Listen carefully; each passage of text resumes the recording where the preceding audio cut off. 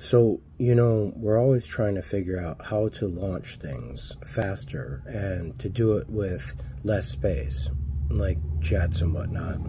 What if we used a magnetic recoil system that actually created a barrier behind the object being propelled in order to force two magnets close to each other and then release that energy so that way whatever's in front of it gets propelled forward?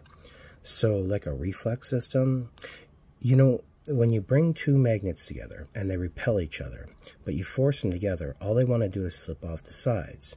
What if you didn't allow them to slip off the sides and made it so that that force that puts them together is also the same force that pushes them away from each other?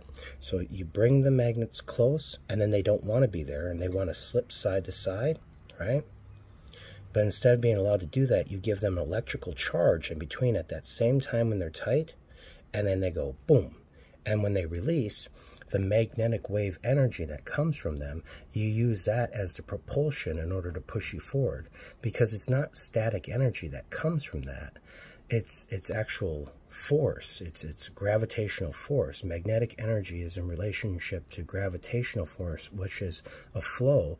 And so therefore, by pushing through magnetism and reversing the gravitational pull, you could push something away from you. And based on the density of the item that you're pushing, you could push it extremely far without actually having to impact it. And then when it gets far enough away from its impact point and it's broken away from its gravity surface, because everything has a tension to where it sits until it has enough energy to move forward, and at the point that it moves forward it starts falling, that's when you kick in your thrusters. And if we did it like that, we could be able to use shorter runways, we could use faster systems, and we could do it with less energy.